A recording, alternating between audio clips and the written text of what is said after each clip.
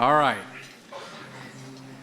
We're going to have a great night tonight, and it is my very great privilege to introduce our distinguished interviewer for tonight's conversation with truly the incomparable James Fallows. I'd venture to guess that most of you already know Ping Soong because of her position first as the First Lady of Rice University, but as much more importantly for her outstanding work both at Rice University and throughout our community. Her work has probably touched almost everybody in this room. Her service with dozens of organizations, her many awards and accomplishments are listed in the program. I'm afraid we'd need to add about another half an hour onto the program to get them all described. But we're most proud to say that Ping is a member of the Center for Houston's Future family. As a fall 2010 graduate of the Leadership Forum, please welcome Ping Soong.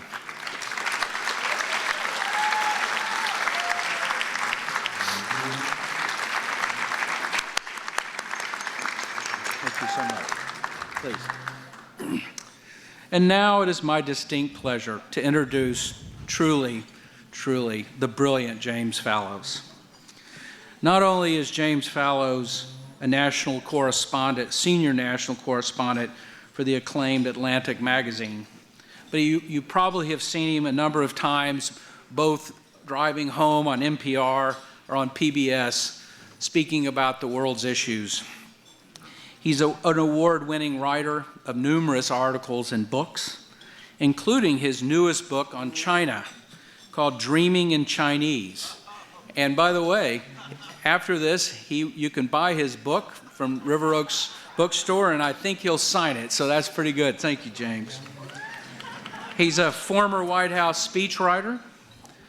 I like to say he's a Rhodes Scholar from my alma mater, the University of Oxford. He's a former editor of U.S. News and World Report, and back at home, the Texas Monthly. And he was even the editor of the Harvard student newspaper. Can you imagine? James is simply one of the most balanced and thoughtful men I've ever known. I've read his books and articles for years, but got to know him at the Aspen Institute Ideas Festival in Aspen, Colorado, where the Atlantic magazine and the Aspen Institute worked together to put on this extraordinary event for big thinking. Each year, he absolutely dazzles the Aspen participants and is invariably the talk of the meeting because of his subtle mind and his profound understanding of the world around us. He is a recognized expert on a number of subjects, but over the past years, having lived and worked in China with his wife, his beloved wife and co-team, he has developed a powerful understanding of the real China and its relationship to the United States and the world. I am sure he will shine great light on this subject tonight. We all know that the central question of the coming 30 years will be the nature of the relationship between the United States and China. That relationship will drive not only the nature of world power in general, but will play a profound role in defining what we must do in this region to ensure the prosperity of our people and their role in the world. Please give me a warm Houston welcome to one of my favorite thinkers, James Fallows.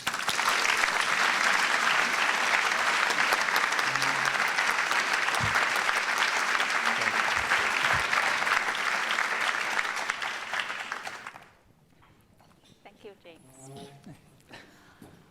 Before we start, I want to tell the audience one more thing about our guest of honor. Uh-oh. He speaks and reads Chinese. I tested him.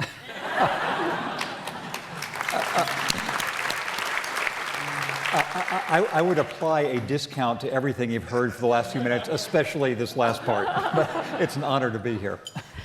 So your most recent book, China Airborne, is really a comprehensive analysis of the Chinese aerospace industry. It's really dear to my heart because my grandfather was an aerospace engineer. And, but your book is really about much more than that. As you stated, China is a success and a failure, an opportunity and a threat, an inspiring model to the world, and a nightmarish cautionary example. So would you please tell us why we should care about China and why do so many Americans fear China's rise? Thank you very much. I will buy a few seconds' time to answer that question by saying how grateful I am to be here and how inspired I am by what the center has done over the years. You can see now why James Calloway and I have been such good friends after our meeting at Aspen, but I really do, I'll say more at the end as we talk about Houston's role in all these developments, how impressive it is to have this kind of organization binding people from all different walks of life, all different political perspectives. So thank you for having me here. I took a picture with my, my cell phone of the screens to send to my wife saying we need to get a Jumbotron at home with a picture of me. That's what would make our home life more successful. So congratulations on what you've done for the center. It's an honor to be here with Ping Sun, who graciously gave me a tour of Rice and the city this afternoon. I've always loved Houston. It looks even better than before. On how to think about China, a natural question might be, why the hell would anybody write about China's aerospace industry? And here is the answer. I think that there are, even apart from your family connection, and even apart from the fact that as an avid pilot, I did some flying in China in a small plane myself and almost didn't survive, but actually I did. And it's because in describing any interesting development around the world, especially something as vast as China, it has struck me that there's a useful kind of two-strand approach you can take. One is the overview, which lots of writers have done, and broadcasters and filmmakers, and I've done a lot of my Atlantic articles of saying, how should we think about the environment in China? How much is it a nightmare? How much is it not a nightmare? How should we think about internet censorship, et cetera? And that's something useful to do, the big picture macrocosm.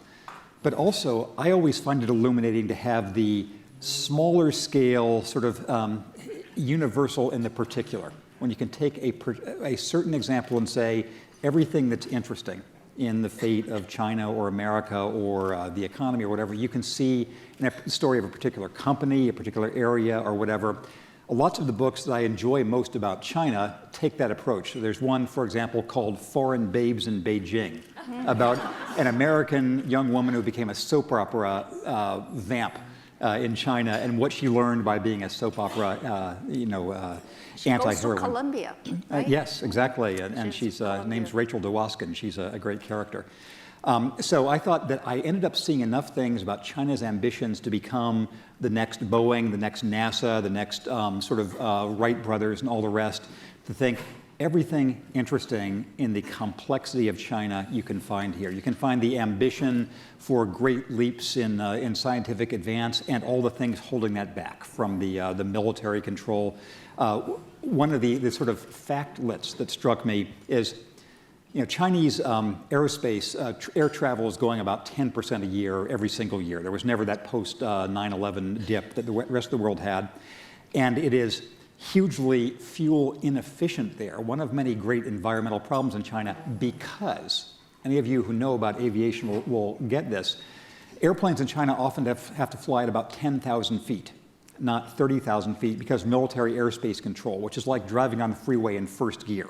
And you could be routed, the equivalent of a sort of Houston to Chicago route would be via Atlanta or via Portland, Maine or something, because of military airspace routing. So the tension between the forces of economic modernization and those of repression, the dense interaction with the United States on many issues, and also the sort of questions of nativism, the regional issues in China, I think they all come together in this saga. And that's why I found this as a tale to tell. I'll just give one other story, and then I'll answer the last part of your question.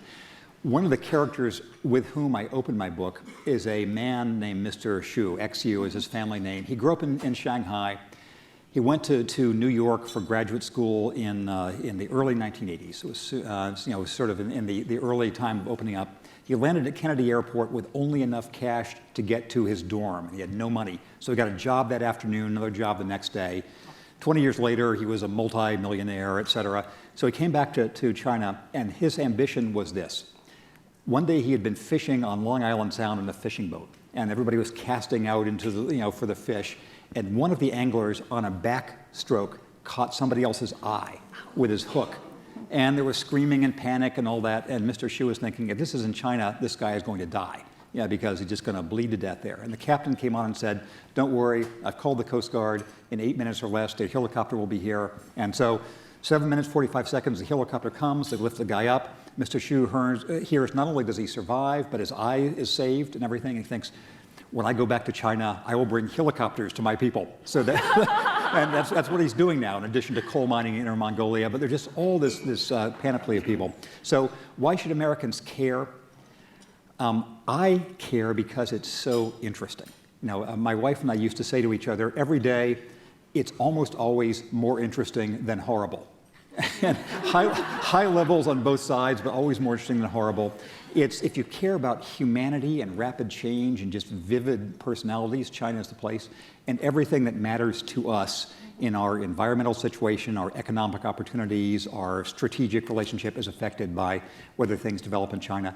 And one other point, there are lots of developments in the world that are fated to be problematic. People say between England and Germany 100 years ago, there was fated to be conflict.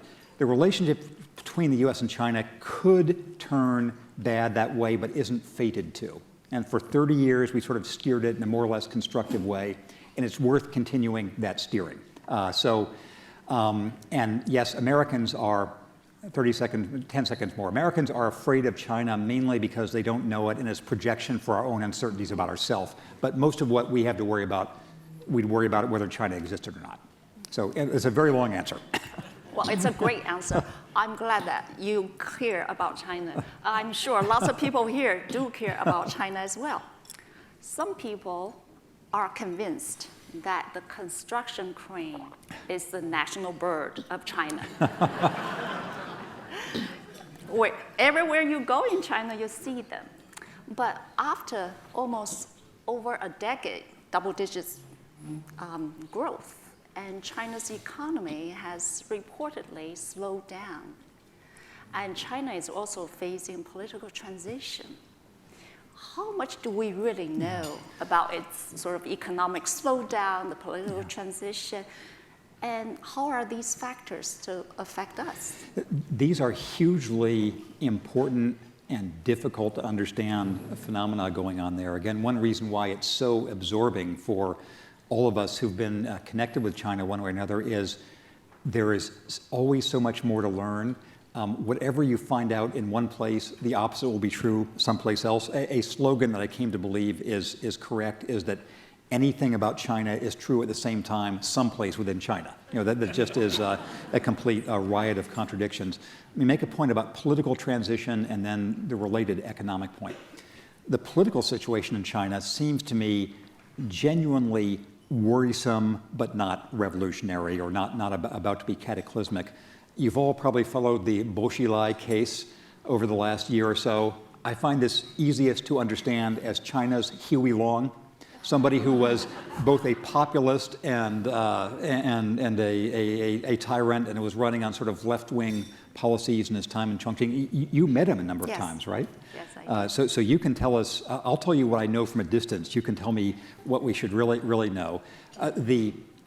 The Shakespearean, Huey Long, unbelievable Dickensian drama of the Boxilai case, his wife poisoning the British businessman and their son who's in Harrow and Oxford and Harvard and still hasn't gone back to China and all the other legal ramifications. The reason they are significant is, number one, this person was on the verge of being in the elite of the Chinese leadership, and number two, the thing the government most fears is the Chinese public will think, here is one crooked cadre of 1,000 others. They would take him as representative. And so the government has been at pains to say, oh, this bad apple, how did this one rogue family ever get in their position? And so when you have this transition going on in what is now the only major country whose public has no direct vote in their leadership, which is significant. It's a worrisome time for the communist leadership. The income extremes are greater in China now than any other major country. There's lots of concerns about corruption and all the rest. So political transition is worrisome, but I think not revolutionary. I'll say a word about the economic slowdown. I think there's very little chance of China being in the situation Japan has been over the last 20 years or so. I lived in Japan for a while in the 1980s, and the kind of financial stagnation that has come there.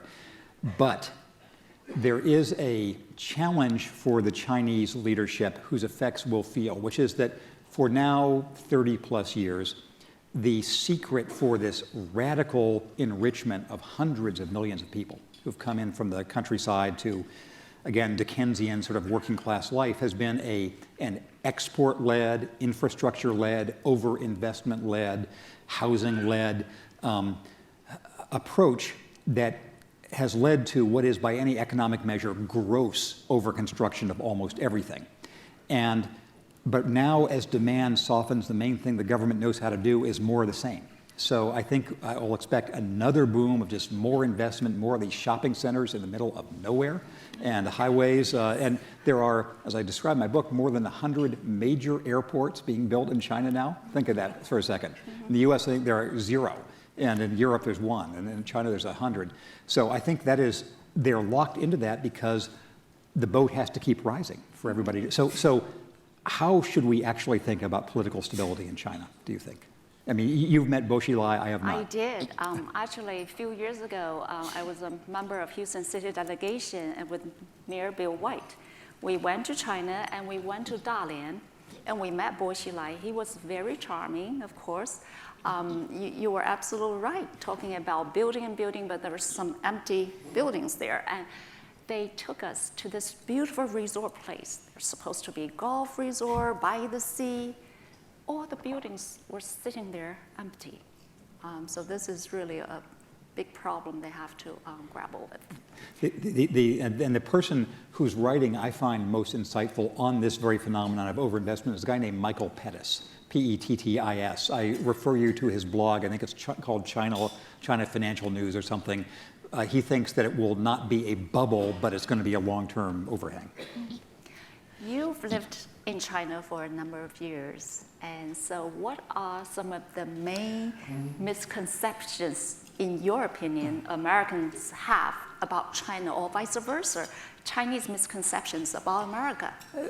That's a question I think about all the time. And I'll explain something about the way our journalism at The Atlantic works as a way of answering that question. We figure that our readers are, of course, the best people in the world, but they also are typified by being very well educated, very prosperous, and very well informed. And so we figure that when I'm traveling someplace for an Atlantic assignment, my main test is, what do I know by being someplace that I didn't know just by reading about it? What feels different about living in China? Now, if you think about it, you'll recognize there's an infinite loop problem here, because I'm saying, well, you should believe, even if you haven't been to China, you should believe what I write about it, not what the other people write about it. But I grant that as a problem. Nonetheless, the main guide I have is what seems different about being in a place than from trying to inform myself. In China, it's mainly how much less frightening China seems when you're there than when you see it on TV, read about it, think about this unstoppable juggernaut. How many people here saw the opening ceremony of the Beijing Olympics? The reaction, the natural reaction of almost anybody viewing it on TV, I think would be, holy Christ, we're fried. They're going to take over because they can do anything. There are millions of people in perfect harmony, which was exactly the message that the government wanted to send to its own people. To its own people, it was a demonstration of national might. Compare it with the London opening ceremony, which was all the shambling chaos of Britain. And again, a country that had been there before and didn't need to sort of show its pomp in the same way. And I think that Americans projecting our own fears about our own situation, we do something that has a long history in our national culture, a little digression into American history. The very first Jeremiad sermon on American shores, that is, we're doomed, we're going downhill sermon, was in 1636 or 1637 or so, saying, yeah, back in 1630, things were great. Now we're falling apart.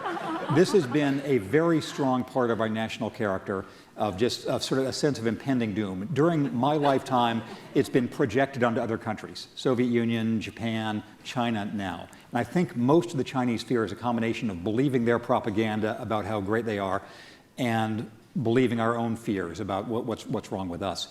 In China, as you know, the main image I often had in mind was some Bruegel painting from the Middle Ages of a million people doing a million things, everybody having their own little side deal, and just the most vividly human place that I've ever been. And so I think the main message I've tried to convey to our readers of The Atlantic is we should do something that's hard for Americans to do, which is to take some place seriously without being afraid of it.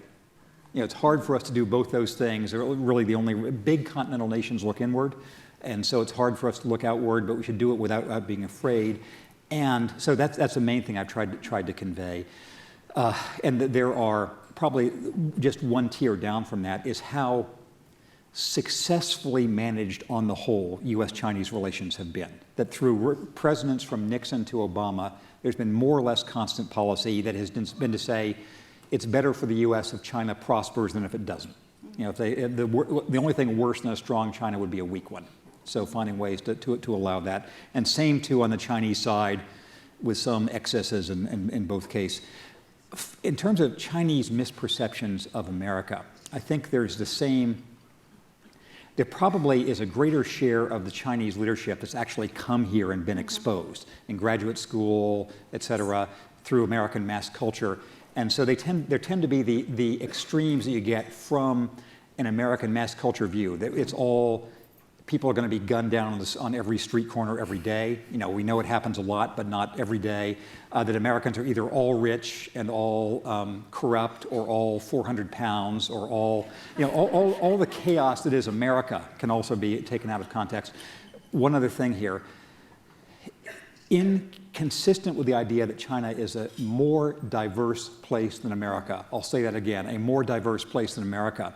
The one thing I found that could actually make Chinese people unite like that was a sense of disrespect from the outside world, especially the white outside world. So, and I think the U.S. needs to really be careful of not disrespecting China's rise. So that's part of the message I've been trying to dole out in these writings. Right, the Chinese pride is so important. Yeah. And you mentioned about the Olympics, and David and I were very lucky. David was one of 3 U.S. university presidents to be invited by the Minister of Education to be present at the Beijing Olympics.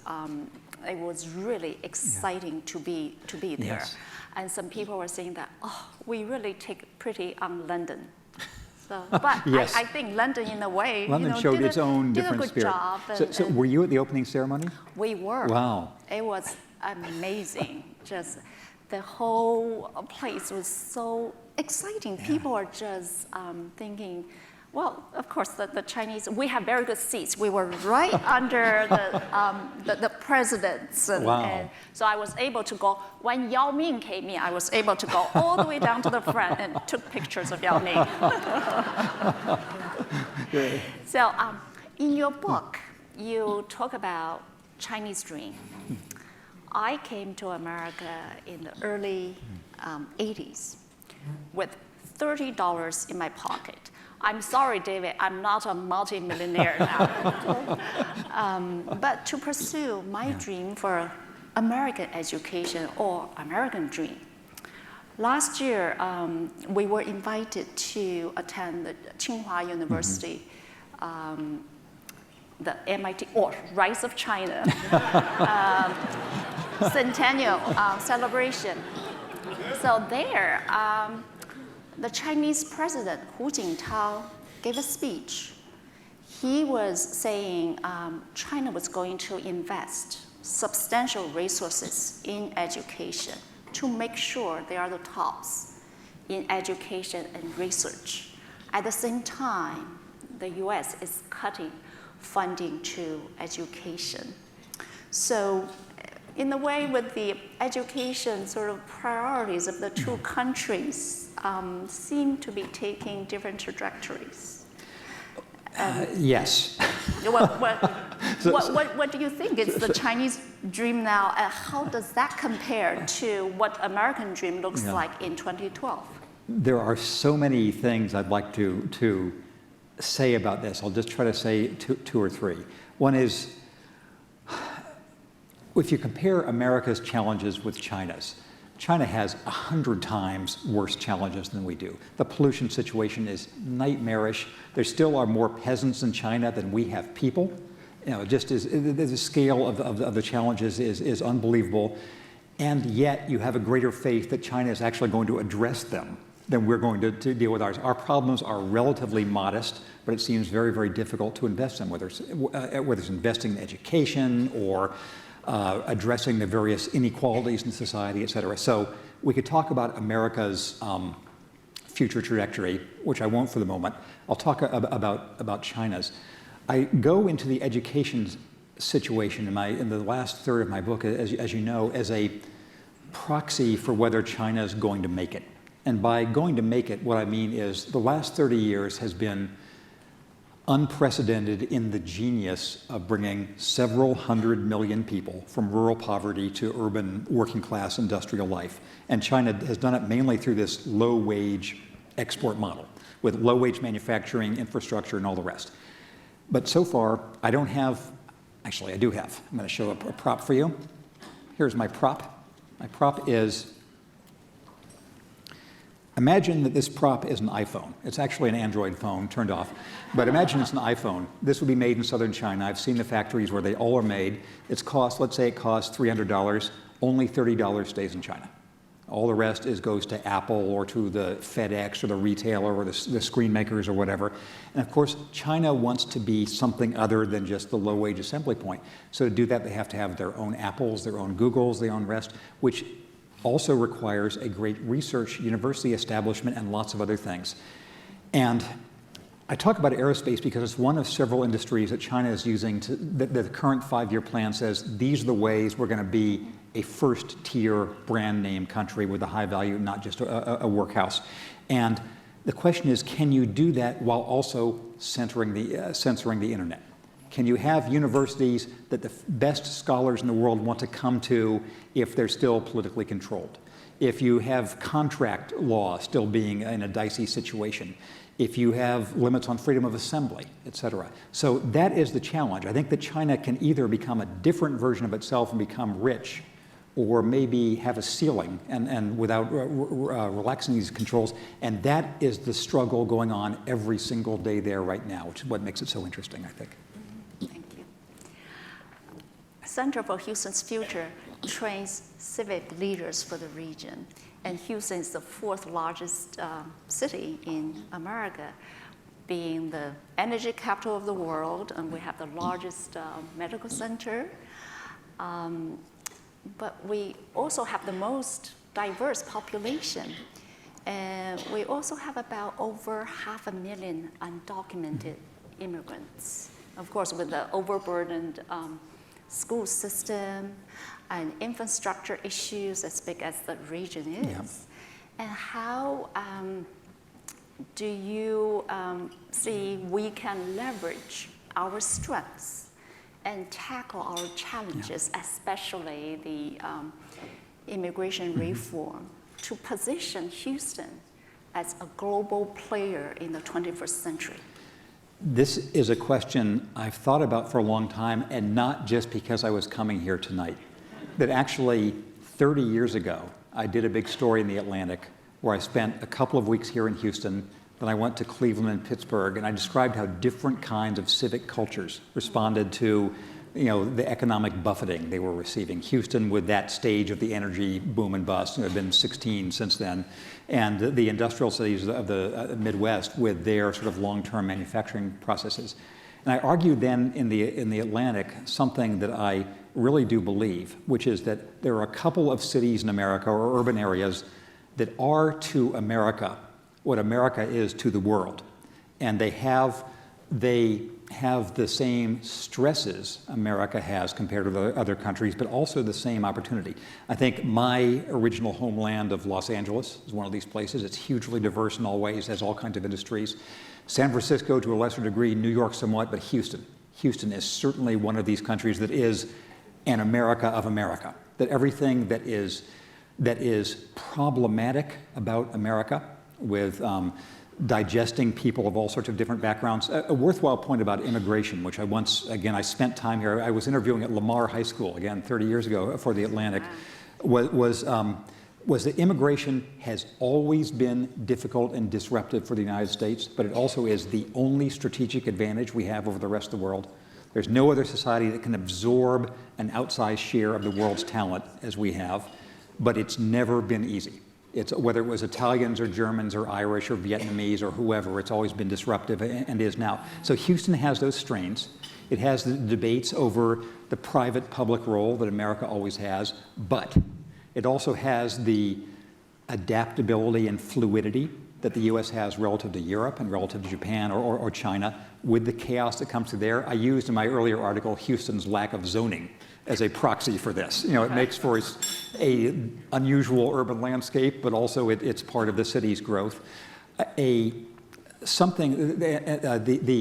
commitment to education through the great universities you have here, one in particular we're thinking of, the medical establishment, the allied space businesses, the energy businesses, those are all very important. You all also have something here that America could use, which is organizations like this, where people are thinking of shared public issues, shared public future, ways that are not just scoring points for the next election or the next filibuster or the next whatever, but saying, okay, 5 years from now, 10 years from now, we all have a stake in our children, our grandchildren, and future immigrants having a healthy society to work in all ways. So I have confidence in Houston's future because it is, again, an America of America, as my Los Angeles is, as New York in various ways is. These are the cities that exemplify the strains, but also the promise of the American model. So keep on absorbing those immigrants, keep on supporting education, keep on supporting science. And keep on supporting the work of this center, which I really am impressed by. So that's my answer. That's wonderful. Houston is my favorite city. As Catherine said, according to Forbes, Houston is also the coolest city. That's because we have the warmest people. And I think the biggest asset Houston has is its people. And many of them are here tonight. I know some of them will have questions for you. So let's get some questions from the audience. I will let you call on them since you know these people. Can I ask you how do you think the Chinese are going to deal with their most fundamental problem, which is the demographic cliff they're about to walk over?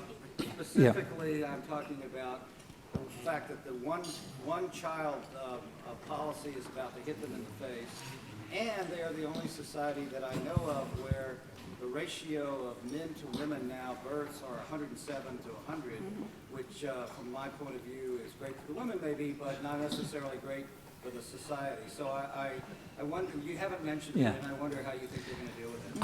I have an answer to that, but I would be interested very much to hear what Ping's answer is. How would you answer that? Well, in terms of one-child family policy, they are relaxing the rules somewhat. Some families are allowed to have 2 children. It's interesting you mentioned it. When I was in law school, I wrote a journal article on one-child family policy. It was being fairly critical, and it was chosen for publication. But I have to confess, I regretted my decision at the time. I decided not to publish it because my parents were in China, my brother and sister were in China. I really had concerns for them. So I decided not to go ahead with that publication. My arm's length answer, not being as directly involved, would have these three parts. Number one, yes, there are serious ramifications of all kinds now that we're now 30 years into a one-child policy, mainly that China is the only society ever to have become old before it becomes rich. And so you'll see that is one reason why the savings rate is so high and people, there's very little social safety net and all the rest. There are psychological ramifications of a nation full of only children. There are all kinds of other ramifications. But point two, almost everybody I asked about this said those problems are not as bad as the problem that would have existed without the policy. I mean, I found that awareness of the press of numbers in China is enormous. Here is a factoid that sticks in my mind. China's arable landmass is like the U.S. east of the Mississippi. Within that landmass, east of the Mississippi, they have population of North America, population of South America, population of Nigeria, and population of Japan. All those people east of the Mississippi. So it is, the pressure of numbers is seen by many people as a real issue. Point three, my nominee for the worst problem they have actually is environmental disaster. And I think there's a huge race to deal with it, but it's a huge, huge problem. Charles? Jim, Charles Foster. It's hard to see. I want to commend you because I read your piece on the first debate that you published more than a month ago predicting that Governor Romney would do much better than expected. I'd be curious what you think about the subsequent debate, but I really want to ask you about what you attribute the failure of Congress to deal with effective immigration reform, or you just leave that as it is. There are so many big issues that should be possible to deal with in a sensible way. For example, this has nothing to do with Houston, but my nominee for the most foolish aspect of U.S. foreign policy right now is the embargo on Cuba. You know, we're going to interact with China, why not with Cuba? But and everybody knows why that it's in place, because of the local politics of South Florida. Immigration policy has been subject to the same triumph of the parochial over the general. You know, that the general interest for America is clearly to have more legal immigration, and as part of that, have less illegal immigration. Make it easier for people to come here legally so we have less of a sort of exploitable illegal class. Everybody recognized that in general, but parochial interests have just made that and other things hard to deal with. And I can say more later afterwards, but that is my short answer.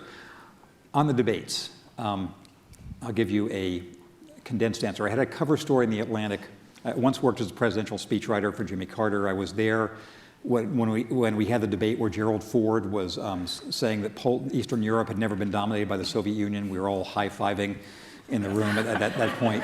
I know that debate, and I wasn't working for Carter anymore, but during Ronald Reagan's famous "There You Go Again" moment in 1980, I saw that as well. Debates can matter. I argued in The Atlantic that of all the aspects of campaigning, Mitt Romney was best at debating. He was not very good at other things, but he was a good debater. And of all the aspects of campaigning, Barack Obama was worst at debating. And also, it is very, very hard for incumbent presidents really to prepare.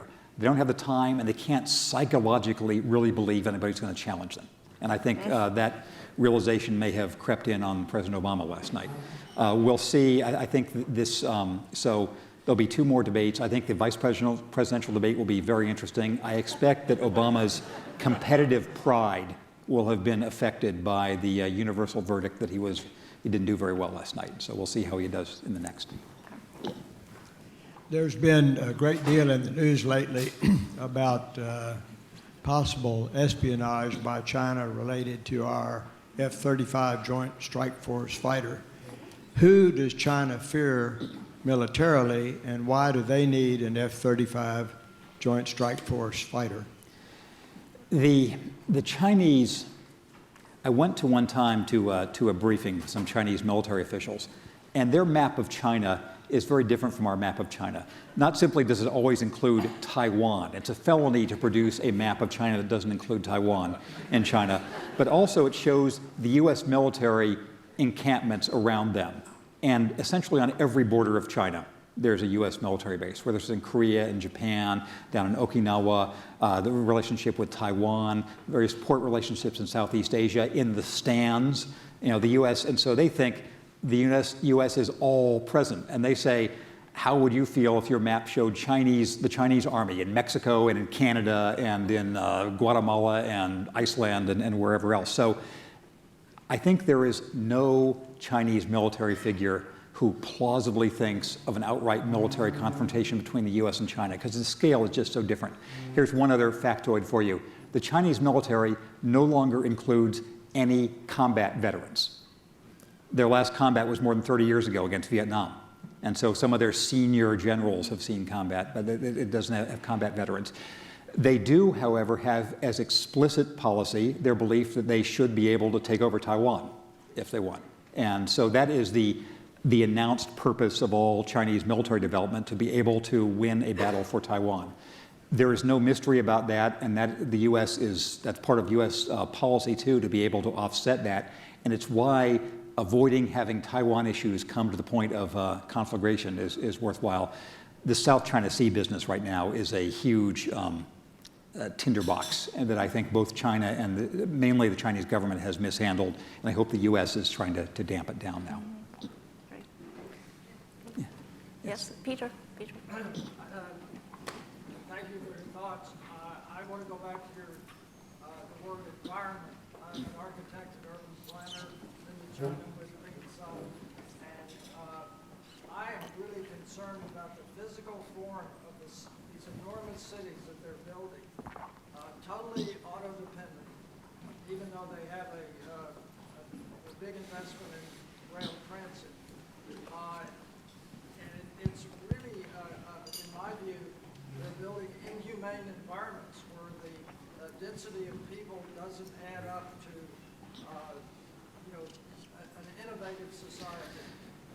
Yes, and should I repeat the question? It's about architecture in China. They're building these huge scale city planning, and actually, here is something which will illustrate both sides of this very issue. About 2 months ago in Shanghai, I was at a conference on just this topic, where Chinese architects and city planners were saying, they were showing how Beijing has gone from being a city of little hutongs, these little settlements, to essentially living in Beijing now is like living on an airport runway. There's these huge 16-lane roads separating everything, and you have to use cars, but you can't use cars, and the subway lines are jammed as soon as they are created. So there is both a problem and some awareness of it.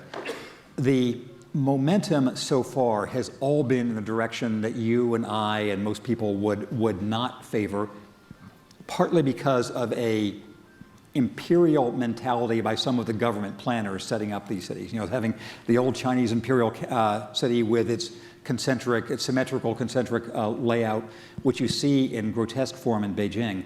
Most foreigners like Shanghai better than Beijing in its physical layout because they're small streets, you can cross them, you don't get run over. My wife was once run over, she survived, on a 12-lane road, not just by somebody running a red light on a 12-lane road, but going the wrong way on a 12-lane road through a red light. She naively looked in the direction the traffic was supposed to be coming from. So that's been one force. Another force has just been cheap.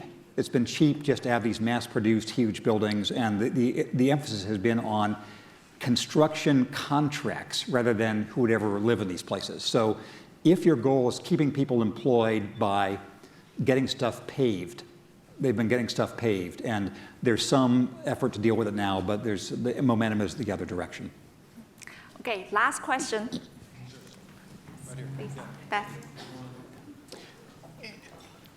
Jim, in the book, The Next 100 Years by George Friedman from Austin, Strategic Forecasting, he talks about the geopolitics of the U.S. versus China and having access to both the Atlantic and the Pacific Oceans. Could you talk to the long-term strategic accomplishments of the U.S. versus China vis-a-vis geopolitics? So there are short and long-term geopolitical issues. There are some people who, I was once at Aspen in a very sort of uncivil debate with this guy, Neil Ferguson from Harvard, who was arguing that current China resembled more closely than anything else Kaiser Wilhelm's Germany before World War I, and that therefore the richer they got, the more certain conflict with the U.S. is going to be. I said, if there's any place modern China did not remind me of, it would be Kaiser Wilhelm's Germany 100 years ago. And just it seemed to be assuming an inevitable conflict that is not, I think, fated. So within the short to medium term, 10 years, 20 years, 30 years, I think it is within the power of American, Chinese, Japanese, everybody other officials to have this be a pacific, in the small p sense, development between the U.S. and China of all of its neighbors. And the most emotional friction, actually, between China and Japan right now. That's the real danger point. So for the foreseeable future, I think this is a manageable situation. Beyond that, 50 years, 100 years, I just don't know. I don't think anybody can sensibly say what the energy situation is going to be, the environmental situation, the disease situation, but within the watch of anybody in this room and our children, and my now 1-year-old grandson probably also, it's likely to be a manageable situation, and that's something we can be thankful for and work with. We'll have one more. Yes. Hey, thank you. I was interested in having an opportunity to go to China for a use of partnership in the contrast. And I think that's something that maybe we are not so familiar with here. I have a friend who's opened a clinic in Shanghai because of the one child and their interest, there's a wealthy community there. And had the opportunity to show property to a doctor from Shanghai here, was shocked through the interpreter, wanted to see the 3 most expensive homes in Houston, and one back up to the country club here, and I was concerned about the golf and all that. And she goes, well, our home backs up to a golf course, it's a practice course, and she had a similar home, 3 stories, French, etc. And I was just shocked, at the discrepancy. Went online, and there's a lot of development there that I think we're not familiar with. Yes, there are extremes. All the ways in which American society is polarized and extreme, China is more so, except for strict racial variation. In every other way, China is more polarized. There will, within a few years, China will have as many billionaires as the U.S. does and still have a couple 100 million peasants.